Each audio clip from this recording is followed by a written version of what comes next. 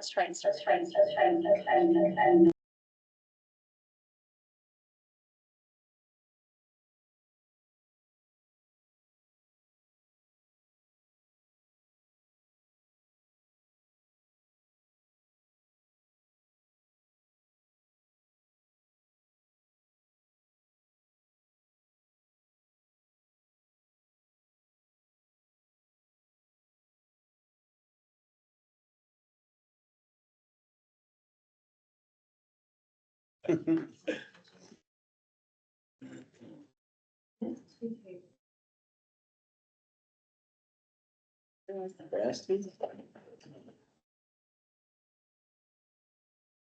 Thank you, Mike.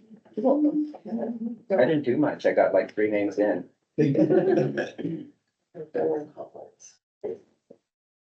Okay, Lonnie, can you do this?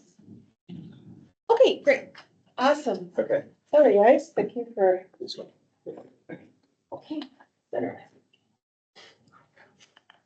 have to reopen the meeting. Yes. Okay. Okay, calling session, what is it? Calling to order the February 10th, 2025 Beautification and Public Arts Commission meeting. It is now 4:03. And first thing we will do is roll call. So Carlton Court Chair, I'm here. Claire Edelman Heath. She's gonna be late. Okay. Claire Johnson. Audra Travelby here. J. Michael Cruz, Present. Matt McGrath, Present. and Michael. Present. Great, thank you. And item C, upcoming events. I'm here to look at flagstaff365.com for upcoming events in music, culture, art, and sciences. And item D, do we have any public participation today? Okay. And then item E, approval of minutes. Did you guys have a chance to look at the minutes? Does anyone want to make a motion to approve? So moved. And a second? Oh, I thought you were gonna second. I'll second. All in favor? Aye. Aye. Aye. Okay, that passes. So then announcements. Item F, first staff announcement, a ribbon cutting for APS partnership date change. Kristen? So we have had to postpone the City of Flagstaff APS ribbon cutting event from February 18th until March 25th.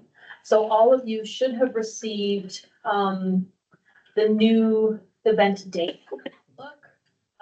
Let us know if you did not, and we will resend to all of you. But that'll be from 11 to 11:30. And then I will go into number 2.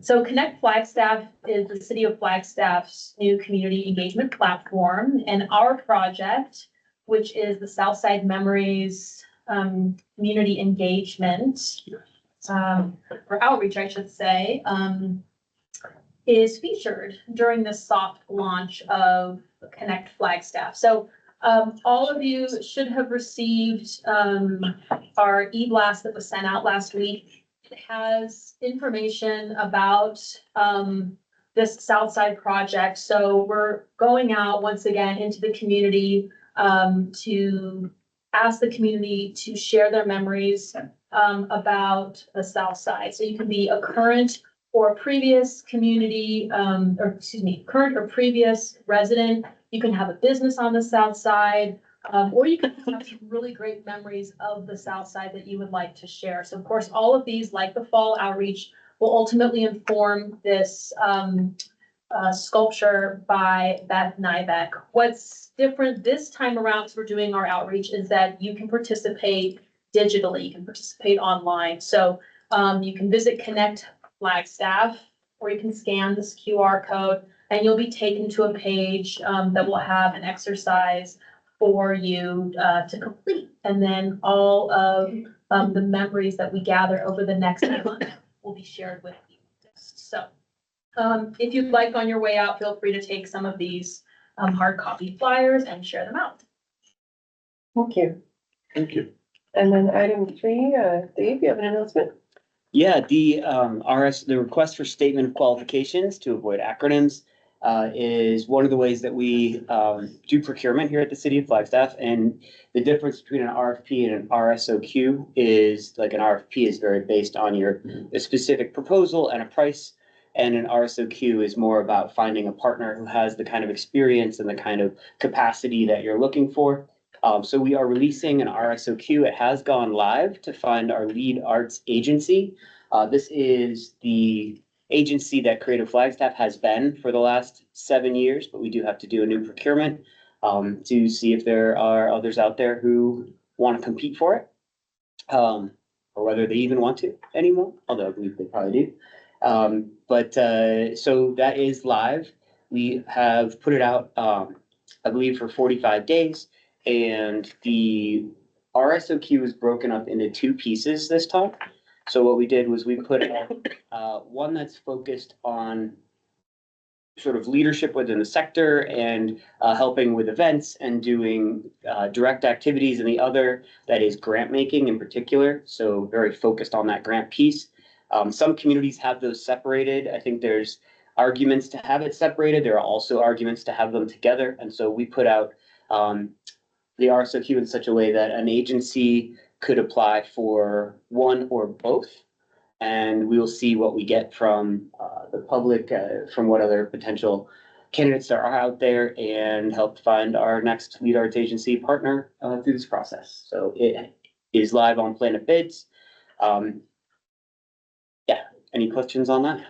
Does that come to us, to BPAC to weigh in on, or does that go directly to the city and leadership decides to go with? How does that process work? Selection?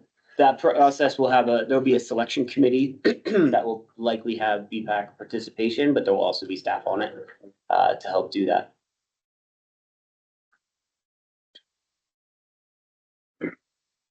Okay, Awesome. thank you. Thank you. Item 4, Chair, Vice Chair announcements. I have none. Faith, you have any? I do not. And then item 5, Commissioners, does anybody have any announcements? Okay. And then Council Liaison. Do not have anything tonight. Thank you, Vice Mayor. And then item G, action items. Corey. Clicker, Annalisa, should I just let you know? If you could just let me know, that would be great.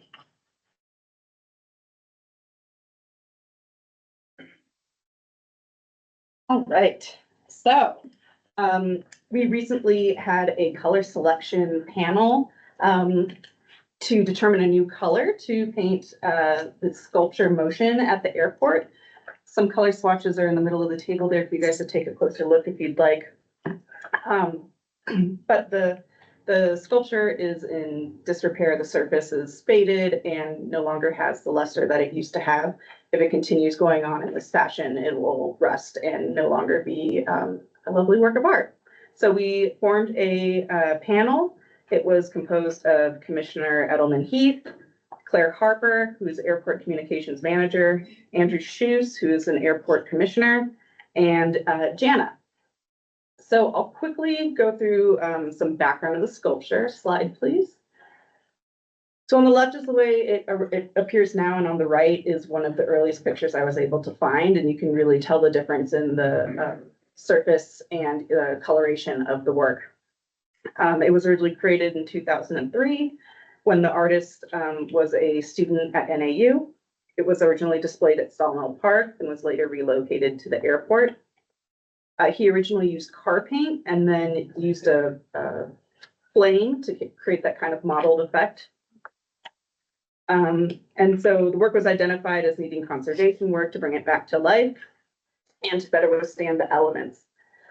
We also thought it was pertinent to select a color for this work that is more pleasant to a wide audience. Over the years, there have been negative associations with viewers likening the sculpture to flames. So I contacted the artist. He was enthusiastic that the city was paying attention to his work and wanting to keep it standing and looking good. And he's in full support of us changing the color of the sculpture to any of the 5 that the panel was considering. I took the opportunity to ask the artist about the interpretation of his piece, and he stated the work is intended to make a viewer look inward to determine why 2 lines in space cause a change in feeling and emotion. Slide, please. The BAS staff considered many different themes and color options to represent the concept of motion. After much internal consideration, BAS narrowed down the color choices to the 5 options seen here, which have all been approved by the artist. So I'll go over the first, these 5 options with you moving clockwise, starting first with the darkest blue, which we've nicknamed Galaxy, meant to suggest the motion of the orbits of planets and other celestial bodies, of course, relating to Flagstaff's relationship to the field of astronomy. And this finish has the most sparkle to it, which is a nod to the starry sky. The next one is True Blue. The upward reach of the sculpture, when paired with the true blue, may for some recall the water cycle as water evaporates from the earth to the sky and the precipitation of seasonal monsoons. I thought it was interesting that water is also so critical to the formation of the Grand Canyon and other nearby geological features. The Flagstaff Airport welcomes many tourists with their sights on the Grand Canyon, and this lyrical link between water movement and the land would be especially appropriate here. Next, we have Sky Blue. This color can reflect the motion of the water cycle as well, but also Flagstaff's blue skies, which can be enjoyed in every season. And the sky is an obvious element when thinking about air travel, with the upward form suggesting liftoff. Then we have white, which is hard to see on the presentation up there, again relating to the sky and condensation, this time in the form of clouds. The white color also makes a nod to the winters of our city, which attract visitors to places like the Snowball for winter recreation. And finally, we have a cheerful yellow, which complements the sky and stands out against it. It also mimics sun rays or a pleasant heat moving upwards, one of the city's main attractions in the summer. Next slide, please. After some discussion and considering the colors in natural light at the site of the sculpture, the selection panel voted in favor of True Blue. This is a quick Photoshop mock-up that gives an idea of what that color might look like applied to the sculpture in this space. Is Commissioner Edelman-Heath on? Not yet, no. Not yet, okay. So Commissioner Edelman-Heath volunteered to speak about some of the conversations that were had around each color choice and why they believe they landed on True Blue. So we can revisit that, or I can do my best to summarize. There she is. She was only supposed to be 15 minutes late, so maybe that's her. Is there an uplight? I forget. No, Okay. no lighting. Commissioner Edelman-Heath, can you hear us?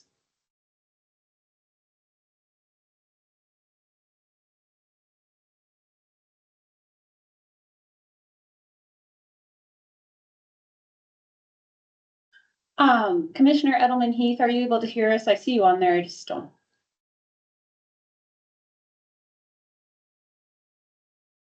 Lonnie, can you hear us? Okay. I have audio now. I think that's what you were asking. I got it. Okay. Hello. Hi, Commissioner Edelman-Heath, you're just in time. I reached the point of my presentation where I'd like to invite you to speak about the discussions that were had at the color selection panel meeting for motion at the airport. Terrific. Thank you. And yeah, we had a good discussion over the colors.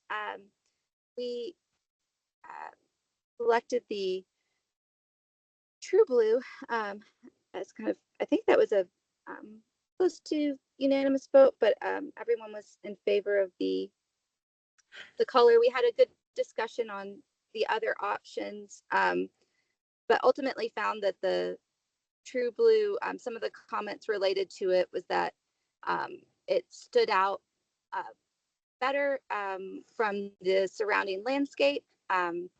It was a better contrast to the sky. And then it didn't pull adjacent colors like some of the roadway and signage yellows.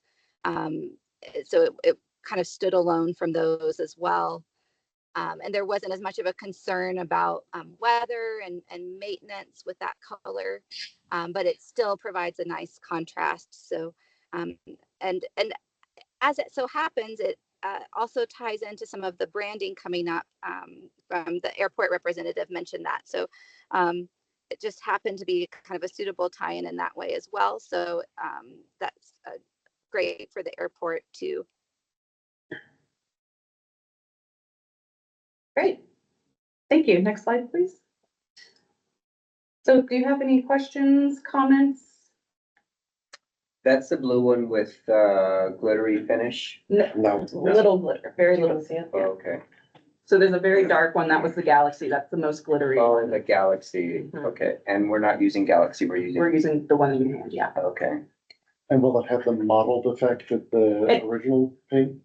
We're not gonna attempt to do that. I think that Okay. was, straight out of the artist hand and experiment student work that we wouldn't be able to recreate with the powder coating that we're gonna go with. And it looked like it faded pretty quickly. Yeah. Any other questions or comments?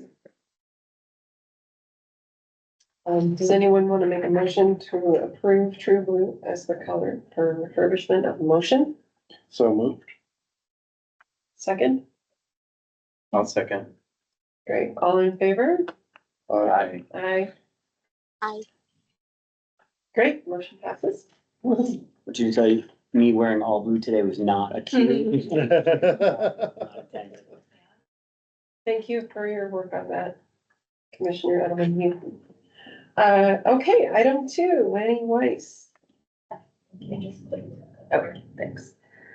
Yes, so some of you may remember that Lonnie Weiss in the spring of 2024 was approved for a BIA grant to paint a mural on the East Flagstaff Public Library. Since then, however, there's been some news that in the next couple of years, there's going to be some construction at that site. And so she would like to find a location where her mural will have more longevity. She reached out to us to see if that would be possible. And she has not begun painting her mural at the library yet. So the original location of the library, Lockett and 4th.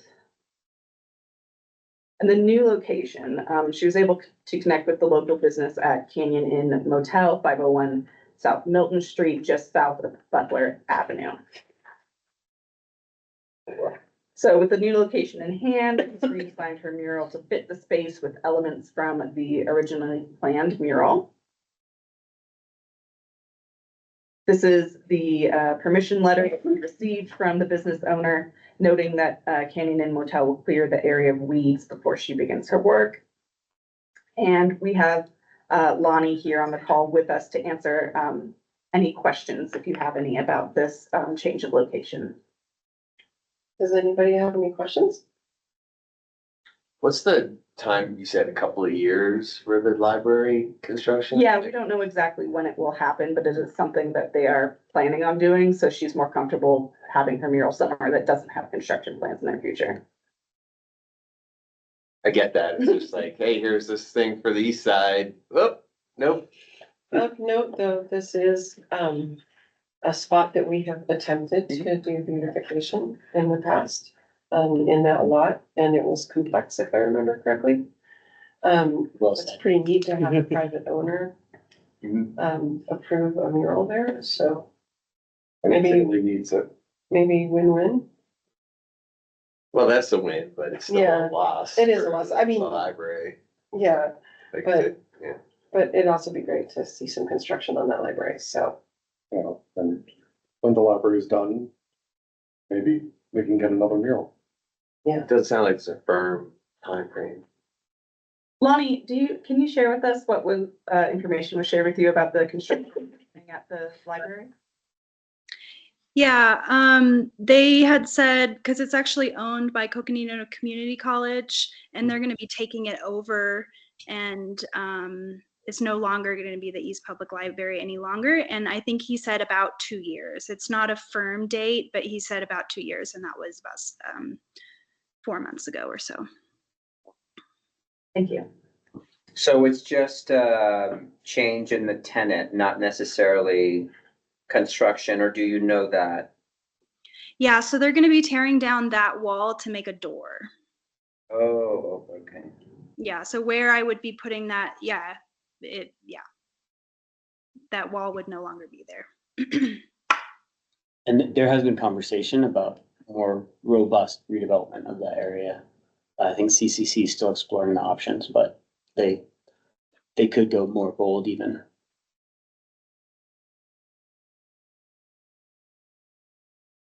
Great. Any other questions? Would anybody like to make a motion to approve the location change? Since I'm on a roll,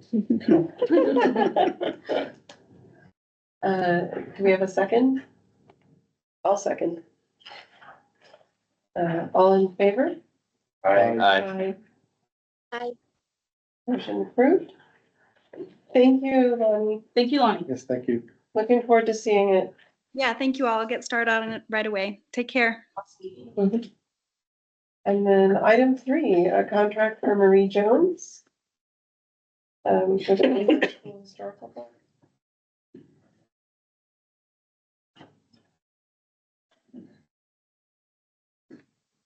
I didn't wear my glasses today, so let's see how long I can stay up here. So I'm here to present to you the contract for Marie Jones of DBA Idea House. And this is for the Dunbar School Historical Plaque that is located on the facade of the Murdoch Community Center.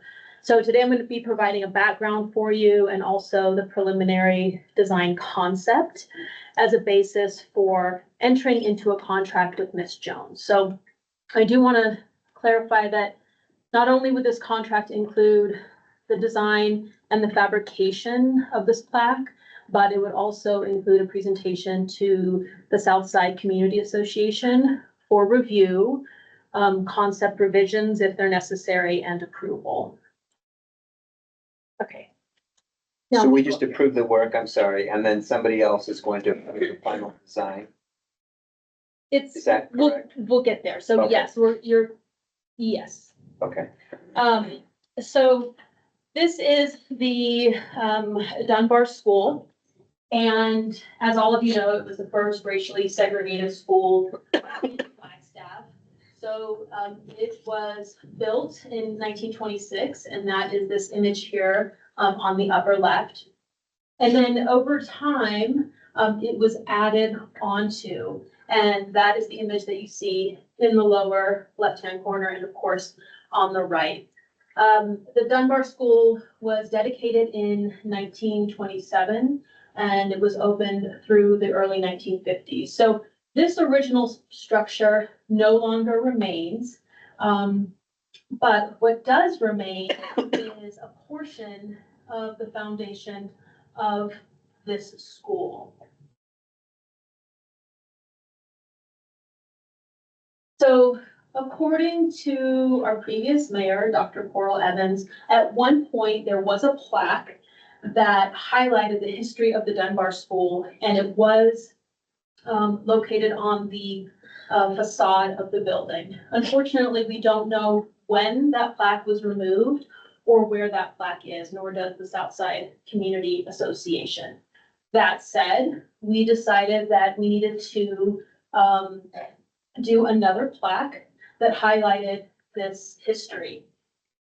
Last year, our previous historic preservation officer, Mark Rebus, came up with this very creative concept of not only having the plaque, but also heightening a visitor's experience. So you would stand here over the railing, you look at this plaque and read about the history of the Dunbar School.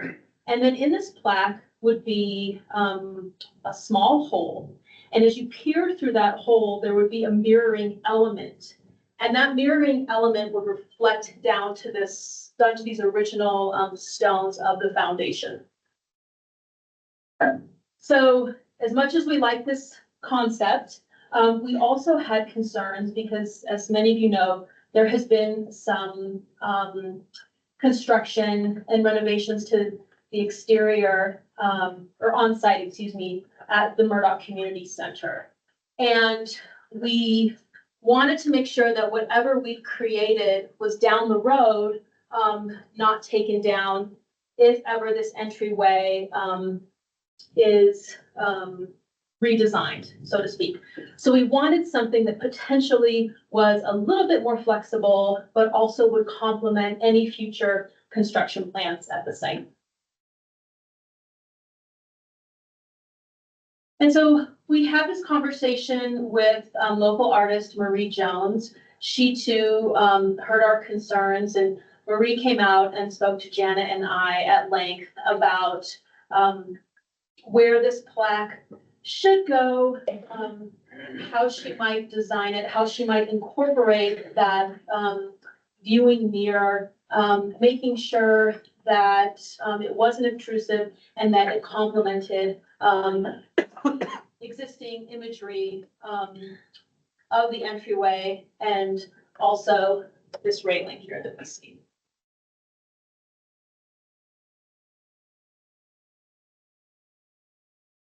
And so I have lots of images to show you today, but here is the preliminary design that was submitted by Marie Jones. As you'll see, this plaque concept has evolved from, a smaller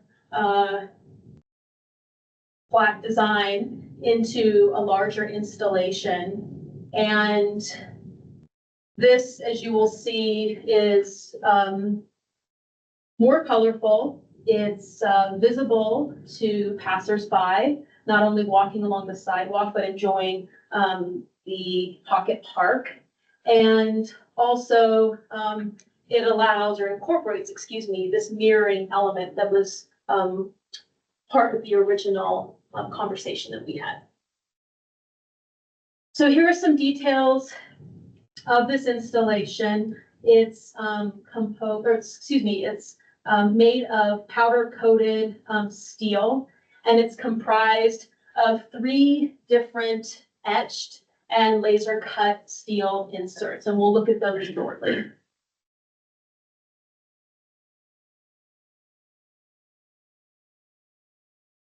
And so here is a detail of these inserts. So again, on the left, we have that shout out to the Murdoch Center's foundation stones of the historic Dunbar School. Again, drawing passersby to come check it out if they're interested. And then we have that early image of the Dunbar School in the middle insert. And then this insert here is the actual plaque, and we'll look at that too. So here is that plaque face with the history of the Dunbar School. Dr. Ricardo Guthrie crafted this verbiage for us last fall, and we presented it to the Southside Community Association, at a board meeting, and it was approved. This plaque is also more experiential, not only because we'll have this circle cut out to view that mirroring element, but also because there will be a QR code here that links to the historic Southside website so that visitors to the center can learn more about the Dunbar School and the individuals associated with it if they would like to.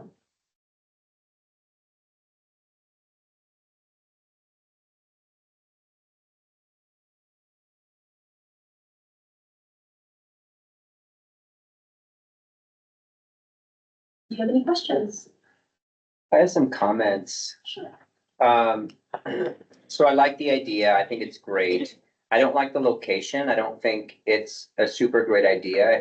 The times I've been to the Murdoch Center, it seems like you go up that ramp with a very specific intention of going into the door for an event that's happening, right? Otherwise, you wouldn't necessarily just go up the ramp because that's like the entrance, you know what I mean? So it seems like the only people who would see the plaque are the people going into an event, which is good. It's not necessarily bad. That's the plaque that, you see when you're on the ramp. Mm-hmm. The other side of it, to read the other side, if you're there, you have to go down the ramp and then around and then read that other side, right? So it just seems awkward and it doesn't seem welcoming it just seems like a lot of work to find out what the plaque says. Well, I will say that the exterior, if you can go back, Annalisa, that shout out, that exterior that you see from the south side, and how it calls out the stones, that information is also included here in the, plaque face. So you don't need to go down and read that information. You'll get that information here.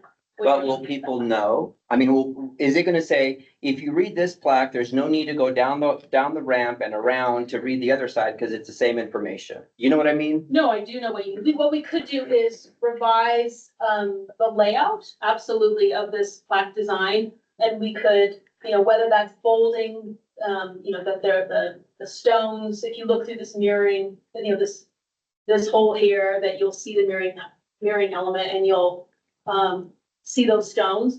So we can play with the design of this plaque. Absolutely, that could be an option. The other thing that I think, you had the other slide with a woman walking, and then the plaque is there, like, there's not like a sidewalk to get you from where she's walking up to that side of the plaque, right? No. So if she wants to see that, she's gonna be like walking across grass or rocks or whatever to see that side of the plaque. And then she has to go all the way around again to see. So I like the concept. I really appreciate what they're doing with that location. But I just wonder if there's something that's friendlier that will be looked at by more people than just walking up the ramp to go into a meeting at that center. Because it seems like the Murdoch is really like a community space that people use for meetings and events, which is lovely. But if you're not attending a meeting or an event, you wouldn't necessarily go there. It doesn't seem like to me. That's so my thing is like the location and the way that's what I see when I see this. It just doesn't seem as pedestrian friendly to someone just walking by the Murdoch. Yeah, I mean, that would be my question is, are we gonna then need to pay for a sidewalk? No, absolutely not. No. And all of this, they've just done, don't forget too, there is now a fence that's all along, Butler Avenue as well. So to walk up, to see this would be accessible. And so it really, it has to pique your interest, yes, from the sidewalk. If it does, but then you need to go around to, the So, entry to experience it. so the original purpose of this though was to get that text from Dr. Guthrie, right? Correct. Onto the side of the building or somewhere. And then because of Mark Revis's input, we became pretty focused on stones and the foundation. I kind of want to avoid like sometimes our beautification projects that are requests become a lot bigger than they were intended to be and a lot more complicated, and we don't get them done as quickly. And I'm thinking like kind of like the phone booth. Right. They get a little, they get a little complicated because we find that there are a lot of other requirements. And so I get a little nervous about something that intends to push people into grass because I'm thinking about a lot of the elderly attendees of events at the Murdoch Center. And once this plaque is up, there will probably be a ceremony to acknowledge the plaque. And some other things. And I'm wondering if the whole stones walking around thing, if that's maybe not more of a decorative element. I do really like that it came off of the building. I think that's really smart because when I look at that entrance, what I see is an entrance that is pretty likely to be remodeled. Because it does not look like universal design. And so I have some questions about the longevity of that ramp and if it's safe and if it's clear of ice and all of those other things. So, but I also know that you guys have put a lot of work and time into this. So maybe if there's some opinion or some balance, like as to like, what is the appropriate measure here? Should we spend more time thinking about this or should we trust the artist to come back to us with those comments? and maybe make some modifications so that we're not requiring. I don't know if that's an option within this approval, like approved with the idea that the artist would reconsider some of the requirements to go around the building. I defer to you, Dave, on this, but I can absolutely take back feedback to the artist for, revisions to this preliminary. It's very design. pretty. The vote says, to approve the design, but at least for me, there are two things here. There's a design and a location, Well, right? the Like vote is to approve us to enter into a contract with the Yeah. artist. That's why I'm wondering if we can just approve the contract and then request approval on the final design And you can, with those comments in mind that we have She some can go concerns back about and- accessibility and we have some Yeah. concerns Yeah. about, if somebody is walking by a Butler and there is a fence, they can't go read it. these are definitely fair I Yeah. also, comments to incorporate in the conversation. I'm not too thrilled about the way it's obscuring the mural behind it.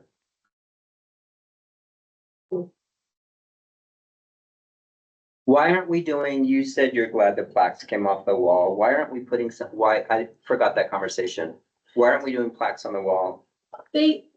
We wanted to be able to make this opportunity a bit more experiential. So you're learning about the historic Dunbar School, but then you are actually viewing the foundation, stones as well. So it just makes that experience a bit more impactful.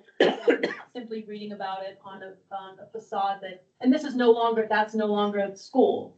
Right. That's or a more modern construction of the building, so. And basically, there's only that one spot where the original stones are, so it's really designing around a specific piece of location in history. Mhm. And I think the original idea, with the plaque was just a plaque on the wall. That was a part of a conversation that Dr. Evans and I had, about some of the frustrations that she was having with the fact that I think the city had remodeled or redone some painting and the plaque never went back up. So the idea originally was to have it on the wall, but then when, historic preservation, they pointed out that there's actually authentic stones, and so that became a really, a piece that we tried to design around, which, as pointed out, sometimes trying to add more elements in does make things more complicated. But I think that experiential piece is something that staff's been trying really hard to figure out how to do properly. I can respect that. Maybe we could just hang people over it. No, That's a great idea. thank you. It works with limestone. We could also just dig up the rocks and move them, put them someplace that are easily accessible. I think that They're part of the foundation, aren't they? Not if the entrance becomes universal. Right. Um, Okay, so this is an action item. yeah, So just to clarify the earlier point, I think you can approve moving forward with the contract, but wanting to incorporate the comments that were made here into the scope with the artist and to address those and have them come back for final approval of the design. Absolutely. What was that called? Approve with, conditions? Isn't it Yeah. a, Approval with contingent or contingent. yeah, contingent? Okay. Okay. I'd like to make a motion to approve the contract contingent upon our ability to review the design one additional time for approval. What are the conditions? Just consideration of our comments. How Right, have we documented the comments? I'm not sure I know exactly what they are. Okay, If you'd like to get more We can be more clear with specific what these if we specific want, but- comments are, because Accessibility, the Yeah. location, the fence, all that sort of stuff. user experience potentially. Yeah. That's what I heard. And I think I recognize a lot of effort being put into something that could be really simplistic. So I don't want to dismiss all the work that's already been done on this. So just a consideration of those comments, I think, and make some small revisions to the design. That's great. Anybody like, I made the I'll motion. second. Okay, all in favor? Aye. Aye. Aye. I, Motion is approved. Thank you, guys. And, moving on to item H, discussion items, such interesting. Mr. McIntyre? Yeah, thank you very much. We had Eliza Cressman from Cressman Consulting present to you folks some months ago. And the commission had said at the time that they were interested in receiving the full report before actually having their full discussion around it. The report was released and sent out to the commission a few weeks ago, I believe, and wanted to open the conversation up to the commission. As you know, within the document, the document was done through for anybody who's in the public or who watches this later and doesn't remember all this, this was a study that was commissioned by the city to better understand how the investments of the BB funding were working, and what the public perceptions were, and some ideas about what could go forward, in part to have data to talk with this commission about, and also in part to help inform the RSOQ scope of work that you heard about earlier in the announcements. There were a number of components to the study, some of which related to strengths, weaknesses, opportunities, and threats assessment. So we did a SWOT. There was surveys that were done. There were interviews that were done. And then a comparison with peer communities or communities of similar dynamics, all leading to recommendations for the future. The general tenor came back with positive feedback in general. There were areas where, of course, there's room for improvement, and those have been noted and helped put into the scope. I'm open to chatting about any specific thing that the commission would like to, but did not come prepared with an additional presentation. Just ready to talk. I really appreciate you guys sharing.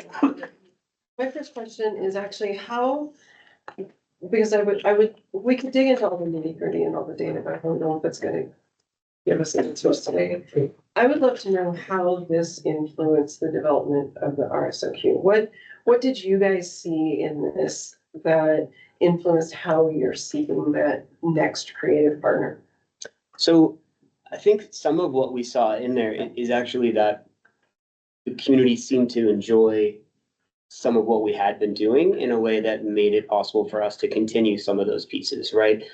We heard feedback that grants are still a critical element of the project. We learned through the study that we actually do more granting as a percentage than any other city in Arizona, and it seems most other cities in the country. For instance, Scottsdale does $100,000, and we are significantly higher than that. You'll hear more about that in the next item, but those grants are perceived by our public and by the folks that were interviewed, as well as the online survey, as very important and critical to the impacts here. We learned that the Beautification and Action grants and other grants of that nature are really well received and perceived, that those are things that should be continuing. We learned that a lot of cities do things very differently than us, but with the comments and conversations that we got from folks, there were areas for improvement. There always is, but that in general, people seem to feel like the investments and the style of those investments were kind of hitting the mark with doing good art as part of our program, that the VPAC was guiding us in good directions. So that was very nice to see. If you look at the surveys, there's always a need for more money. We heard that too. And one of the places that the scope of work did change is that a more of a focus for the lead arts agency is to identify additional funding sources and to work with their arts community partners as well as the city to go for bigger grants and more grants. We also heard from the community that cost of living and the ability to do art here has been threatened to some extent. And so the scope of work for the lead arts agency includes more focus on technical assistance and sort of business development for artists. Like if you're an artist or a creative who's trying to make it here, how do you go for bigger commissions? How do you monetize that creativity in a way that obviously doesn't put the money above the art, but makes it possible for you to stay and thrive in our community. So I think those are some of the places where the scope of work was tweaked a bit, was more this idea of how do we provide through the lead arts agency more of a benefit to the arts community as a whole. There was a lot of conversation around wanting individual artists to be able to get grants, not just nonprofits. And we explored that some through our X, actually with the commission's guidance there, did some of the direct art funding to artists rather than through nonprofits. And that seemed very successful and very well received. So that's been made something that would be continuing in this next RSOQ. Basically, items such as that, where if we heard, people are having a hard time making it, then how can we work with this lead arts agency contract to provide skill development, provide technical development, provide expertise on enhancing their digital abilities and skills, because so much of the proposal process now is digital. In fact, already audiences are becoming more digital. There's also a focus in here, and we don't know exactly how this will manifest, but it was very clear that there's an idea of a desire for a more centralized arts venue. CCA is actually seen as a strength, but also there was a call for more space to perform, better connection to audiences. And so ideas about like where some of those places could be, how we could do more broad performance venues was certainly something that came in, and that's also in the RSOQ in a very general sort of arts leadership looking forward kind of way. But one piece that came up a lot that surprised me a little bit was the idea that they wanted, the community seemed to very much want further marketing and digital marketing enhancement. And I think city staff had kind of felt like Discover Flagstaff was helping provide some of that, but it was clear that there's room for additional space there for a kind of, not communal, but a space where arts can reach audiences better. And what that looks like, we're not 100% sure. Is that another Flag 365 or a different version of that? Is that enhanced connection with Discover Flag and how they're doing it, or a separate piece? But that was actually something that we heard a significant amount. And one thing that actually became very clear too is there's a desire for an enhanced connection with NAU. NAU is seen as this force for arts and creativity in the community. And then there's the community, which is also a very strong creative space, but there's not as much of a back and forth in terms of arts happening in different places, students being in community theater, community art stuff happening on campus. And so, that's an exciting one for staff to dig into. I think that's something we've always thought we should be doing, but it's nice to be pushed a little bit in that direction and see that the community wants that. Is NAU being considered for some sort of ArtX stuff in terms of venue? I think that would depend.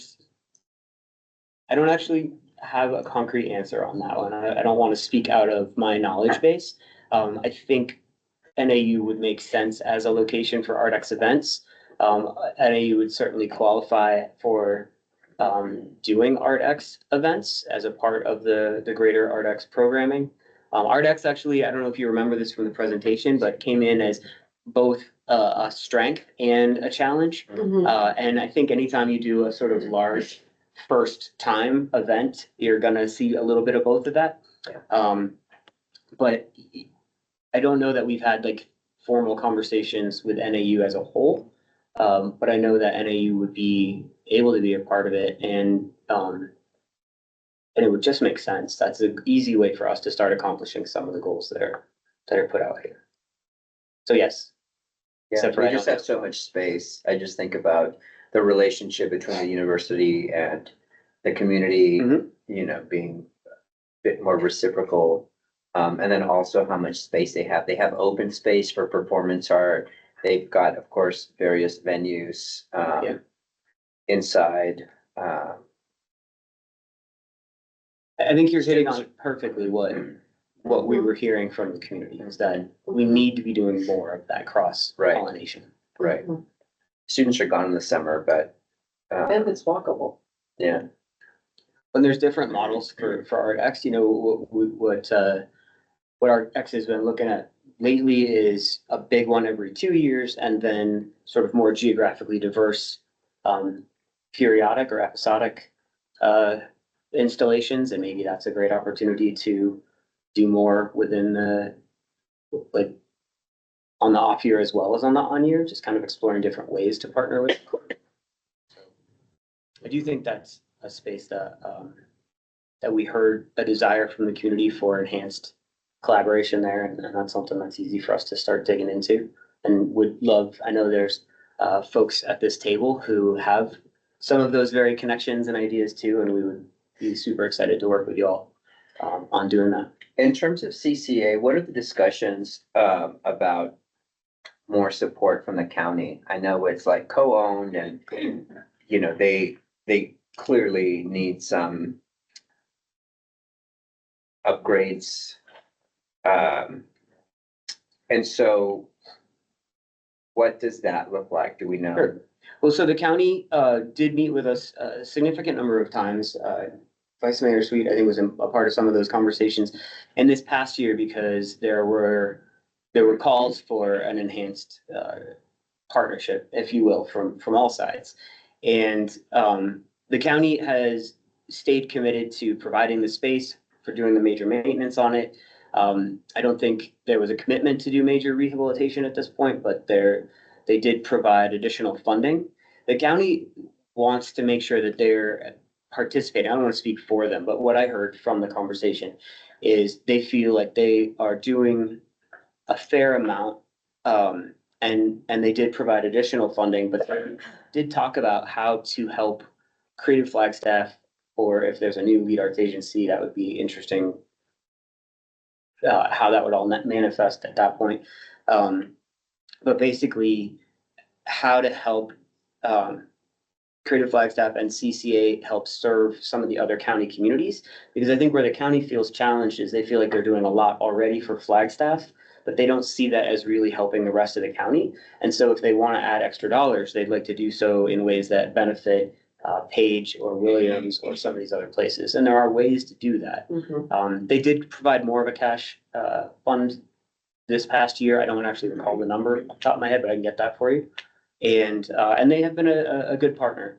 It's rare that you see a space like that donated. I think we all know the county has had redevelopment plans for a lot of their buildings, and this one has not been on their planning. So, and that shows some commitment.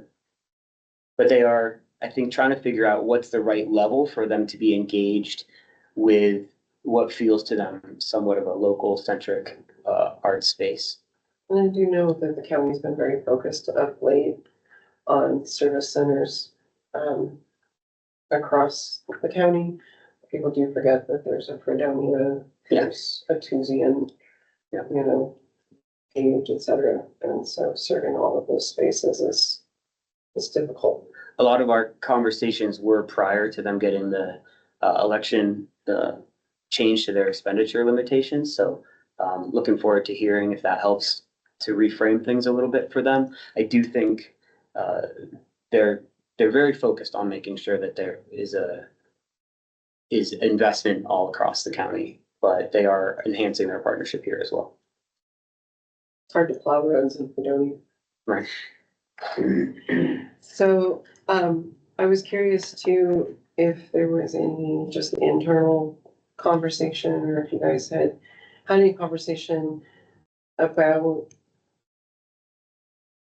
funding and the number of entities wanting funding. That was something that I noticed in this, is that, you know, we serve a lot of entities. I mean, you know, like as an example, and then not picking on your favorite, but, you know, there are a lot of theater troops in Flagstaff all of a sudden. And, you know, do we feel that this has given us some insight into, you know, do we pick up one really tiny troop and then a few better established troops? And, you know, so you've got like a little incubator, and then you've got, you know, somebody's competing for, and then you've got these larger troops, are we gonna start having those conversations as well? Can I, And I'm not picking on theater in particular. No, but I just- heard your question, I think. Yeah, really quick before we move on to the next topic, I did want to make a comment about what we were talking about previously.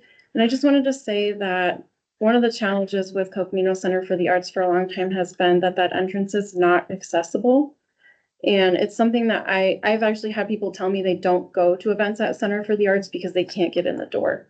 And I think that's something that really should be a priority when we have these discussions. And at least it seems like, and I've brought it up with Creative Flagstaff too, and it just seems to consistently get pushed back. And I know that they would need funding from the county, and the county would need to look at how to make that happen. But I'd really like to see something put down in writing about, let's get this addressed, because it's really not okay that someone who uses the wheelchair can't go see an art exhibit. And they can't, there's ways around it. They can call ahead of time and they can make special arrangements, but that's not, people with disabilities should not have to do that. Disabled friendly. no. Or welcome. So I know that they did, this is not meant as a defense, because I completely agree with you. I know they did put in handrails where there weren't before. They've made some small modifications to move in that general direction, that I think were super well appreciated, because it has been a challenge for a lot of folks. But that is a noted area for improvement, and yeah. It's more about just continue getting in to the work on that. door. There's steps to get in the door. There's a ramp, and I've actually wheeled friends up it in wheelchairs before. It is a long ramp. Yeah, So I know it is not necessarily a user experience that is ideal, yeah. but there is a ramp to get up, and there is an access point at the bottom. I think it meets the technical standards for ADA. It is not a user experience that welcomes universal. Right, and the people I know that have said that they don't go is because they don't want to have to call ahead and have somebody come out and wheel them up that ramp. They Right. just would rather just not go. No, and I understand Deal that. with it, so. Yeah, there wasn't support for the person. If I hadn't been there Right. for my particular friend, it would have been a long process for them. So that is, I appreciate those comments. We'll make sure that we continue to have those conversations. It is an interesting one because it's not necessarily something that I think beautification public art funding has been considered to try to assist with before.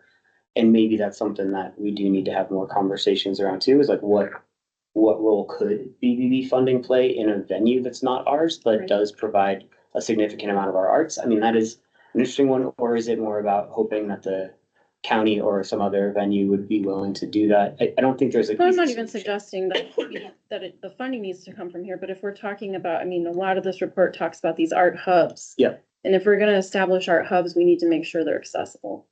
Definitely. No, very, very, very hear you on that. Very hear you. Great language. When it comes to the granting, are we ready to move to Yeah, that? sorry, piece? before we. I thought that was switch good. We tracks, appreciate your I wanted points. to- We appreciate your point. When it comes to the granting, there have been conversations about, at what point, and I've had a lot of personal conversations with nonprofit folks as well as with the study about, smaller nonprofits often feel like it's hard to get a bigger piece of that pie and get into more robust funding. Larger nonprofits have sometimes had that funding for a long time and have come to truly depend on it. Do we want to focus? I know in the past, other funding agencies, United Way comes to mind. They were so broad that they decided to focus on sectors. That comes at a benefit and a cost, of course. If you direct your funding to specific sectors or limit the number of applicants from a specific sector, then you're effectively cutting out the folks who don't fit that perfectly. And I think part of what's made our grant process great is the fact that it has been open to a lot of different creative opportunities. One of the things that we're hoping for, and is in the scope of work for the lead arts agency, is that we'll have a partner who has a lot of experience with granting and is able to help us to wrestle with these questions. We did want to change that this particular year, even though some of these conversations have been happening, because it's an interesting transition, right? If Creative Flagstaff does not receive the contract, then we've set it up where the new contractee would be required to use the grant awards that are happening this spring. But there is this sort of awkward space of like subrecipient agreements have traditionally been with the grant, with with the lead arts agency and the grantee. And so we're saying like, we want to get through to that next year and work with a partner who has the qualifications to help us figure out how to address that. We've had lots of conversations about making things easier so that grantees feel like whether or not they've got a professional grant writer, they can have the same competitive chance. We've heard again from artists, as mentioned, that sometimes the technical pieces of getting through, artists are not necessarily known for their paperwork skills. It's not like I know there are many artists who have great abilities to function in that space, but you know, we want to make sure our grants aren't so intimidating that very creative ideas are not being funded because of it. On the other hand, we have to make sure that the funds are being spent in a way that stands up to public scrutiny, is a good investment of the tax dollar, doesn't land the program in a way that the public starts to perceive differently.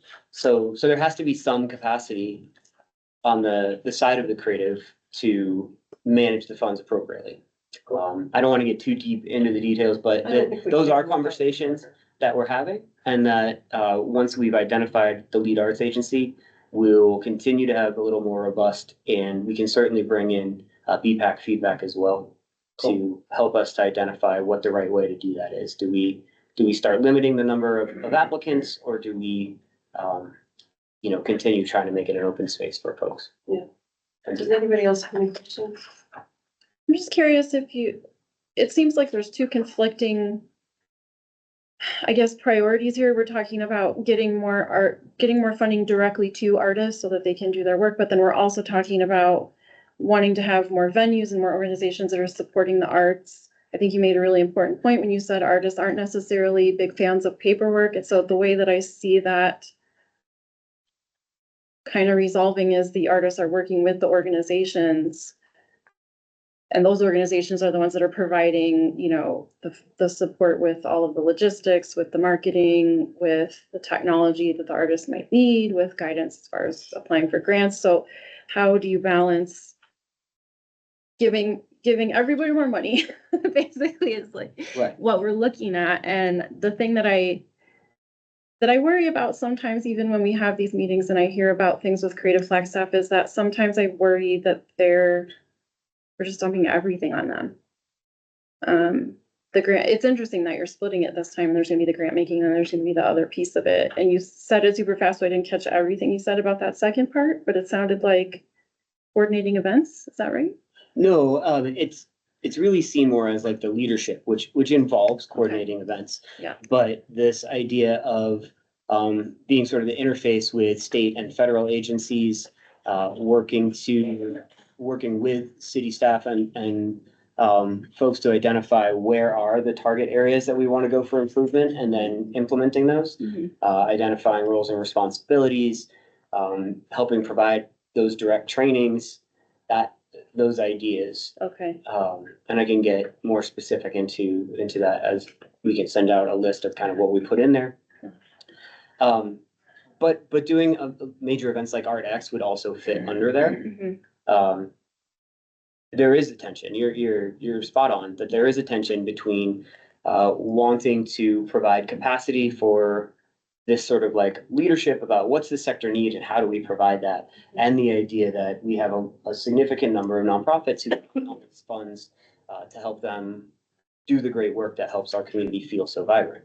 And you know, 70% of our survey respondents said that we should be in the same category as like a Santa Fe. We should be a Sedona. We should be able to not compete, because that's not about competition, but be in that same framework of greatness and have folks think of us that way. And part of that is because we have all these wonderful organizations that are doing great work. And so I think the next couple of years we'll have a lot of conversation about how that looks best. Well, and I think that what you mentioned with the ArtX thing in particular, I guess that's where I have the concern, because you've got this lead arch agency and they're doing the trainings and they're doing the grant making and all of this kind of stuff, but if they're also providing arts programming, at that point you have other arts organizations providing arts programming going to them requesting grants. but they're also doing the things those other organizations they're granting money to are doing, and it does seem like a conflict of interest to me. And that is why we created the opportunity for that to be two separate entities. If we don't have, if the same entity is definitely the right one for both, then I think that is something that we wanted to allow as well. And then we make it very clear, they're not competing, they're not using grant funds Right. for that, right? And you'll That's see what I that was I can thinking. actually speak to that a little bit in the next agenda item, which is where we talk a little bit about our budget requests.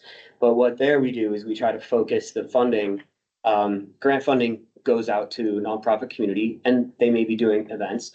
And we do have lines in that grant funding that say things like Art X or Art specific.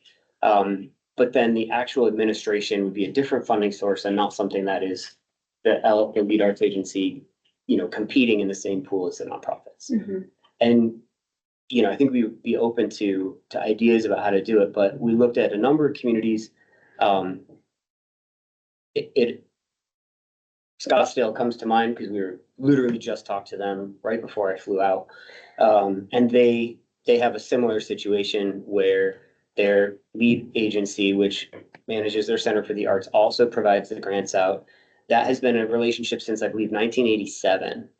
And it has been, I think, the right functional relationship for them for a long time. That was how staff said it. But now that they've had other organizations that are becoming stronger and more sophisticated, there are these questions out there about, like, at what point does that become more of a question? This is sort of how our program has morphed and manifested at this point. And I think these are great conversations for us to have. I'm excited to get a contract in place with a lead arts agency and help figure out how we make sure that those tensions aren't causing conflict or even perceptions of conflict. But the lead art agency isn't completely funded by the city, so they're not 100% tied to the city, right? Like, they're an organization who's agreed to do a certain percentage of work for us, a certain type of work for us. And then they also have to raise their own money and have to do their own X, Y, and Z. And so they do that with the programming that they put on, right? And fundraising and everything else. But I think that's where it's sort of clear that they do a service for the city, but it's not 100% of their existence. And that's where I think it comes to, in the past, where they've asked for more funding, it's been an issue of, well, this is a scope of work. We can't fund you 100% because your scope of work is this. And, Right. You also do these other things that you're responsible for in terms of helping fund your own organization. So then my last question for you guys is, and it's for commissioner, how do you guys want to incorporate this data into future conversations? So I was actually gonna ask that question kind of because I flipped through the report and, it's easy to agree with Audra's takeaway of give everybody more money, right? That's in there. But then there's some other, like, I know there's a lot, I feel like we're in limbo a little bit with the RSOQ and there's a lot hanging on, getting them in place. But like, and it says pathways forward here, like, what's the plan for taking this great information we have and creating like action items where we can do stuff? And I think it's like the same thing that you're asking is how do we want to use this? But it's like, there's some stuff in here that teaches that, right? Develop a, greater funding source that takes a long time. There's stuff in here, develop mentorship opportunities, which I don't think necessarily needs to wait, a couple of years. Like, what's the plan to use this? And then I guess what is our role in that? Right, and that's really what my question is meant to be, is one thing that we know we can influence are the decisions made here at this table. And so how do we want to just, in a, small sense, do we want to call back to this when we're talking about large scale funding decisions? Yeah. Do we want to include this as a core document? When, say, we're considering a proposal from Creative Flagstaff for grant funding? I mean, what is this document's role in our decision making going forward? That's my question. Would it be possible to use the information in this document, in this report, to come up with almost like a priority list of the community has told us these are the things that they're not seeing? So we need to make sure that when we're looking at these proposals and these opportunities, that they are addressing the things the community is telling us that they're not seeing. Or that the community likes. Yeah. And Or we- that they like, yeah, Yeah, Sure. yeah. and that we just Sure. wanna make sure that we don't take something away, like if everybody loves the BIA grants, Mhm. you know, we wouldn't sacrifice the BIA grants unless we had something that we felt answered the same need, Right. right? So, yeah, I don't think you make it hard and fast, but you just say, you know, this is something that obviously we're answering the need there. Yeah. Is it something we would consider actually changing the language in the grant applications to be more reflective of? I think we These can priorities. consider that. So let me try to hit both questions kind of at the same time, if that's all right. So one of the nice things about having a study that we did a while ago, but it takes a while to get to the formal place, is some of the stuff that felt like no-brainers, if you will, we've already been working on incorporating, right? Those easy wins where we already worked with Creative Flagstaff some, and credit to them, they were already heading down this road, about making the application easier. We've worked on enhancing the BIA grants, and your team here has done an amazing job with that. We did, switch the RSOQ scope of work a bit to try to address some of these pieces. And there have been other minor tweaks that we were able to glean from this and kind of immediately do. There actually has been more technical education, I believe, for artists already. I think it would make a lot of sense, and this is one of the places where, maybe what we can also do is have staff come back when Jana's available to help have a conversation that's maybe even guided by some of the things that we can look at. How would we sort of offer it? And then you can tell us if you like that or if you prefer a different version. But I think I've seen other commissions use something of almost like a scorecard. Does this meet, open space is a great example. They had Yeah. a series of things that were valuable to them in the open space parcel, and they referred back to that when they were contemplating this piece versus this. Did it have these pieces? And so maybe it is something where this creates a framework from which to think about programming, contributions, that type of item. Yeah. So It would that might be be nice if helpful? staff just like did a one pager about like things to remember when we're looking at BAA grants or serving on committees or something like that, but something that's just like a one pager with bullets and say, these are some things that came from the report that you might want to keep in mind. Well, and maybe as we're bringing things forward, we mention this ties back to this point, or this isn't related to something in the plan. Yeah. But we think it's important for this reason, and then you guys can help us if there's any additional guidance that comes from that. So I think a one pager makes a ton of sense, maybe having us try to remember to, as staff, mention how it ties to the plan as we're working on things and bringing items forward for your consideration. I think all of that would make great sense. And we can as a team chat with Jana and us and kind of come back with some suggestions to see if they meet your needs. Awesome. Sound good? Dave, Yeah. is this report publicly available Yeah. somewhere? Okay. Yes. Didn't it say contact you to get it? Not you specifically, but We will make it publicly available. I think it's publicly available as in we've emailed it out, and once you do that, it's all forwarded. Right. And, it's all public information. I don't know that we have it on a website yet, and that's something that we're gonna fix. Okay. I'm just thinking, when you're doing the request for statement of qualifications, That was attached to the RSOQ, oh, this the was? report. Yeah, was. Perfect. Okay. Yeah, it's literally, it's attached. So that's why I said yes, but then I thought about it. I don't think it's in a place where somebody can easily just Google search it Mhm, or whatever your search engine of choice is. mhm. Chat GPT. Yeah, however, all the things. No, my main And concern we was probably do that need to do that. whoever has access to this has significant advantage when they're submitting, a request. to Yeah, be- we sent it out to, as a part of the proposal process. Okay. I have one last comment really quick. Yeah.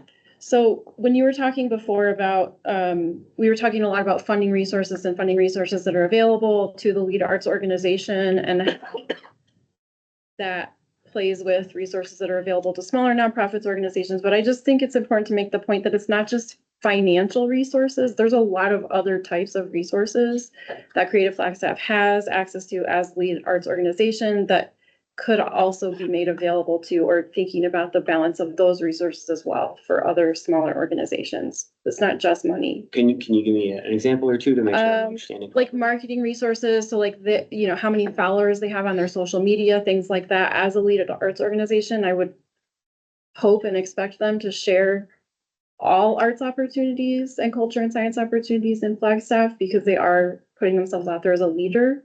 But I'm not seeing that happening at all right now. So I think stuff like that, those kinds of, you know, what beyond financial or other resources that are available from the city, from the lead arts organization that can help artists and smaller nonprofits. I just think it's important to remember. No, it's good. That's a good point. Those are points. One nice thing about an RSOQ is you don't have a strict scope of work that goes out. You have, these are the things we'll be looking for this organization to do, and then you talk with the organization about how to best do it. That's why you're looking for an expert. When we identify them and that word limbo, it feels like that for us a little bit too, because the hope is that we'll be able to address these, but that's a great point for us to bring up too. I don't know that we want to control a separate entity's social media. But maybe we could certainly work with them to understand that that's a need in the community, and is there a way to meet that need? Right, but You if know? they're the lead arts organization, they're kind of putting themselves in the position of we're the umbrella for all these other things. We're kind of overseeing them. We're helping them make these things happen. So why wouldn't they want to publicize? I see what you're saying. You're talking about parameters for gatekeeping. Yeah. Like you know, so they've got 10, let's just use a random number, like they've got 10,000 followers. How does an artist access those 10,000 Right. followers? And so, you know, and what artist qualifies for access to those 10,000 followers? Well, and in particular, people that they've given grants to. Yeah. I mean, you would think if your organization has decided to fund a project through a grant, that you would also want to let the public know about those projects. But again, it's just, I don't know.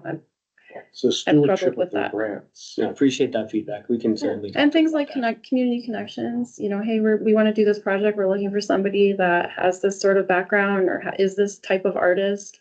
Can you connect them to them? Yeah, there's lots of other types of resources. Sounds good. Cool. Is that all for everybody? Anything else? Okay, moving on to item 2. H2. So I think there's a presentation that I'm supposed to be doing. There is that. So can we go there? You don't want to just look at the spreadsheet for No. the money. I actually brought detailed information in case people want to see it, which you just had a glance of. But this is the presentation that Jana had. So we are in our budget process, as you know, and you have worked over significantly with our capital program and our capital requests, and those are one-time funds that go into major projects or major investments. And so we are grateful, and you guys, I believe, have fully approved that. These are operating requests. And so operating requests are more your general ongoing or one-time, but not a major project or capital investment type of a request, right? So you're gonna see things in here like rent. But those are also important expenditures, and we wanted just to bring these to you. Our due date was just a little bit ago, so we had to get them in. And so they've been made, but we are open to feedback, and we haven't actually gone to the budget team to talk about them yet. So let's go to the next slide. You also have the minutes, but I can do that. Oh, that's fantastic. So what you'll see here are a few projects that, this is the beautification fund we're starting with. You'll see at the top on the far left is the category. The way the chart is set up is new money, reoccurring. You've probably heard when I talk about funding in the BPAC retreat or various things like that, we talk about one time or ongoing. Ongoing and recurring are sometimes interchangeable terms to staff, so just hear that. So recurring means every year it's committed, and it's challenging to get ongoing funding capacity. Just because that means the city commits to that basically in perpetuity. One-time funding is much easier to get a hold of. So you'll see that you have $100,000 in a new one-time request under maintenance, and maintenance used to be actually larger projects like this used to be in the capital program. But we've been asked to do maintenance generally within ongoing operations because one would assume that that's going to be a continuing thing and it doesn't create a new capital asset. So in some ways, there's a twist here that's a little different, and that's in part because of accounting guidance. But so you'll see $100,000 in maintenance buildings and structures, and this is partly because there is a Route 66 Preservation Plaza that is, do you guys know where I'm talking about when I speak of that, We everybody? spoke about it at the last meeting. Excellent. You'd think I would remember that, but, I think we did, or did we not? We did. no, you don't think you Yeah. did. Yeah, that's so. And so there's still conversations about whether or not to try to do that in time for the centennial, but regardless, it's a beautification project that is not in its top shape. And so, just for making sure that that initial investment is still providing a benefit to the community, we do need to refurbish it at some point. So we put in $100,000 in one time to go towards that. You'll see $7,000 increase for rents. That's buildings and structures for the Hopi building. We actually, this is an interesting one because that space is shared between Park Flag, Beautification Arts and Sciences, and the Downtown Business Alliance or Association. What's interesting there is that because of the way city finance is structured, we pay the whole thing and then they pay us back, right? So the amount that you're seeing there is not actually what our program is responsible for in total. It covers also a portion of the DBAs, and then the DABA refunds the program. Why wouldn't that be reflected in the number? Because the way our budget ask has to go is we ask for the amount that we have to spend, and then revenue comes in a separate place. And revenue only comes in at the end of the year. And revenue comes in at the end of the year. But, that particular revenue only comes in at the end of the year. They pay all year, but it's only realized once. And it becomes capacity for next year. In our budget? Yes, Okay. yep, those dollars are yours. Whoa. So rent, building and structures, horticultural supplies, you'll see a $10,000 increase in ongoing. For that, that's basically, we're putting 4 more baskets on Route 66. And there's also, consistently contracts go up over time. Because costs go up over time. And then you'll see 15,000 in, miscellaneous services. That's where we put the grant funding, like for historic facade grants, BIA grants, those types. There was a significant increase in demand for historic facade grants. And so we asked for an additional 15,000 to go there because we think, that's been a very successful program. And hopefully you guys still enjoy it as well. So that is beautification fund ask. The vast majority of the funding from beautification goes into those capital projects. But you can see there are a few things that we're asking for well within capacity to do. Before we move on, any questions or comments? Okay, next slide. So arts and science, custodial services. You'll see rent was in beautification, custodial is in arts and sciences. It's just easier than us trying to like proportion out percentage wise, I think. Service partner contracts. So it has been some years before we were able to increase the amount of grant revenue being offered to the nonprofit community in an ongoing capacity. Which is really where it matters more if you think about it, because one-time funding that they can't count on is something that doesn't help with staff or ongoing purchases. But we've been having mostly one-time capacity. And so we've been offering these capacity generating grants or art grants or creative grants, but we were actually able to use $40,000 in ongoing funding that will then make the grant portion increase ongoing from 400 to 440,000 that can go out to our grantees. And so you'll see that there. We do have 300,000 in one time again that we're hoping to put out. And so the pass-through grants for general operating support, capacity and innovation, and ArtX projects will actually total out to 740,000. Again, 440 ongoing with 300 for one time. And based on We don't actually know the exact cost of the admin fees because we haven't been able to negotiate that contract, but the current contract is for 15%. So we used that as our space. And so adding 15% to that 40, also to the additional 300, and then adding funding in for arts advocacy and leadership and RX Festival leadership. We put in an additional $6,000 in new funding and $270,000 in one-time requests. And that is going to be available for the contract with the lead arts agency. Any that we don't put into that contract because the scope doesn't warrant it, will then fall back into the Arts and Science Fund. And that'll be split between two if there are two agencies that do one and one. Correct. Okay. Correct. The grants funding would go to the grant fund making entity, and then the leadership and advocacy and festival would go to the other one. We have that broken out by line as needed. Again, it's an interesting one because we hear that same idea of sometimes it makes sense to keep them separate, but there's also benefits to having them together. So we'll just see what the proposals look like, and then that can make some change. Next slide.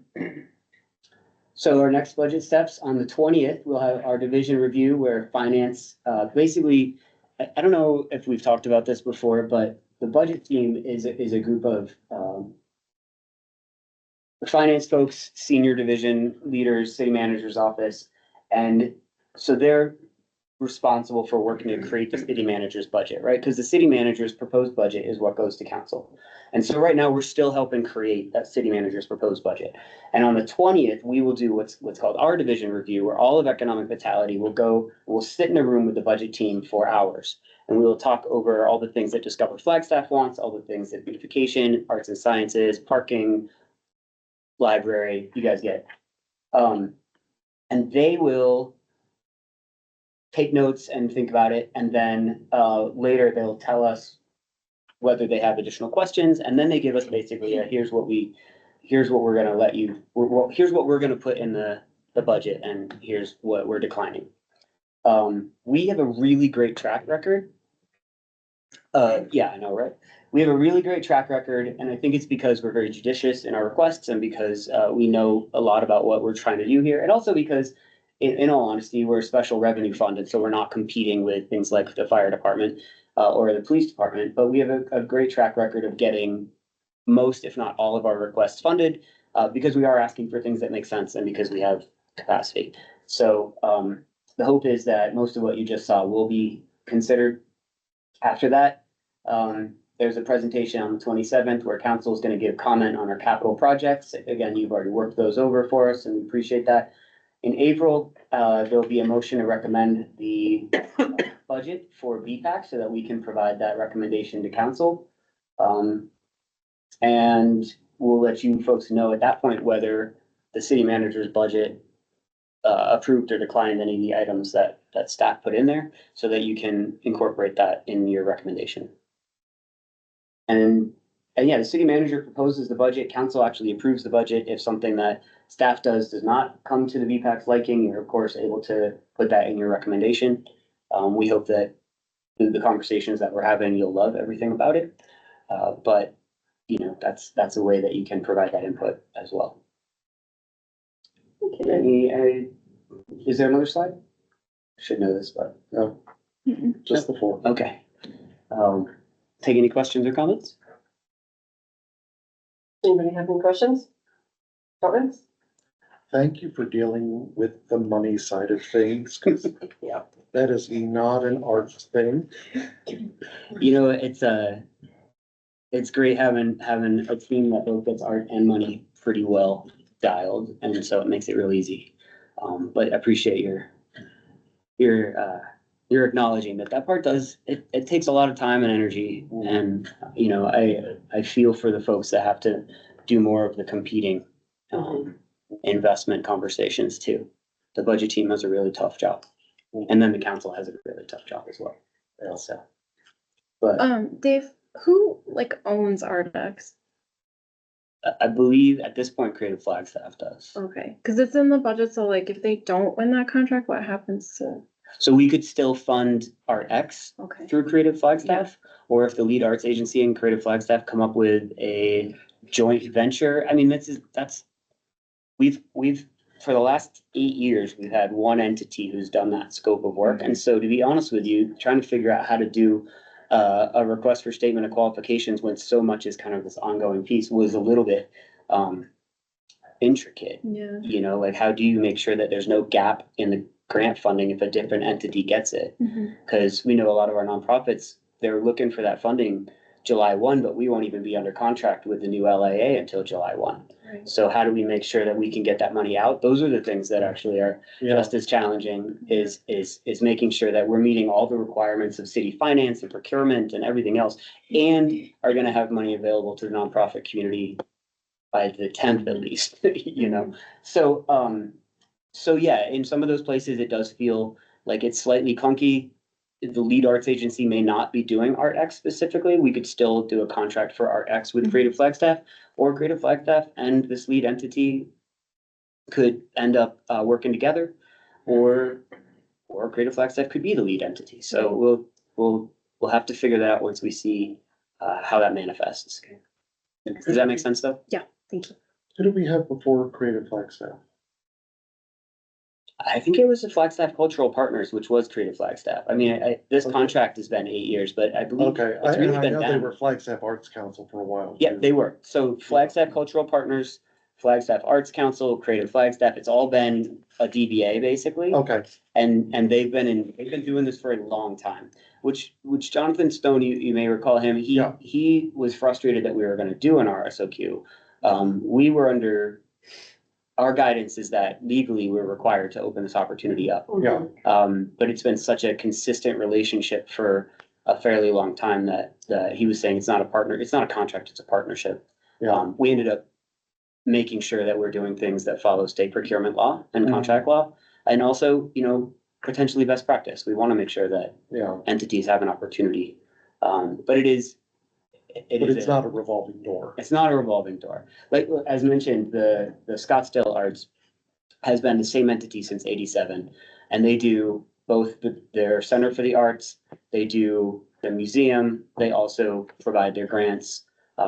You know, they're also very successful in getting a lot of outside funding.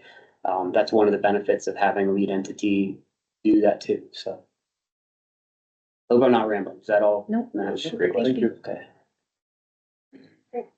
Thank you. Anything you. else? All right, well, item I, request for future agenda items. Do we have any requests? Anybody online? No? Okay, the time and date for upcoming meetings, item J, March 10th, 2025, 4 p.m. And with that, item K, we are adjourned. Thank you. Thank you. Thank you.